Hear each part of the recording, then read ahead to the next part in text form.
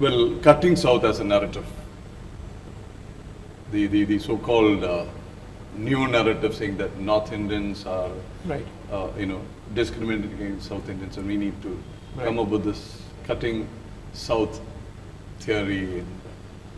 I think this is the product of investment at least since the mid-19th century, where the poison called Dravidianism was sowed in the seeds of southern Bharat.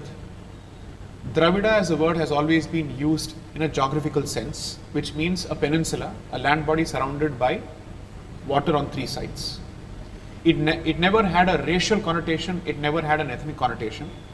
So I've said this before and I will repeat it, that perhaps the most pernicious, long-term, devastating movement for Bharat's integrity is the Dravidianist movement. It's not even Kashmir militancy, because Kashmir militancy wears an AK-47 openly.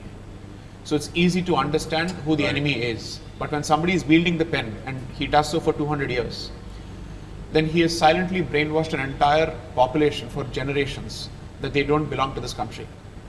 There was no such divide before. This is an artificial divide. We have pilgrimage as a way of uniting this country, which is why we have the Char Dham Yatra, where people from the north come to the south and people from all parts of the country go to all other parts of the country.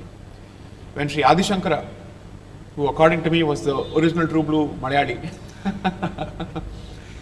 established the four mathas, he did not limit it to only the south. Clearly, culturally and spiritually, we have seen this as one unit.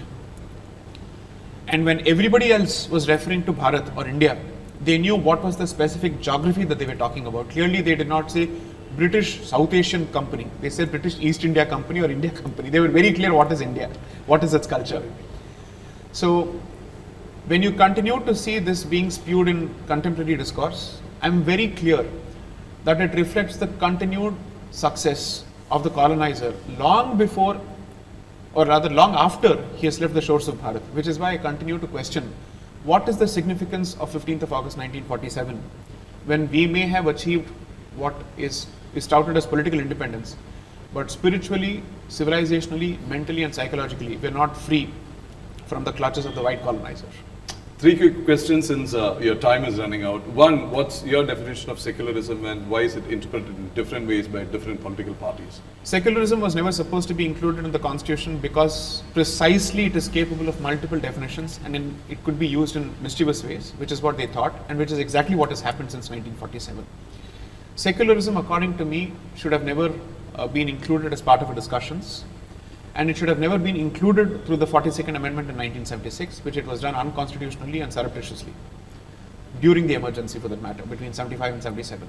Two, either we should junk it as a concept, or if we wish to retain it, we should basically redefine it to say that this civilization has a core identity, which is the Sanatana Dharmic identity, and it is comfortable treating everybody else with equal rights as long as they don't pose a threat to the Sanatana identity and they don't pit themselves against the interests of the native faith system and the native culture of this land. That, I think, should be the way forward in terms of how do you define Bharatiya secularism or Hindu secularism.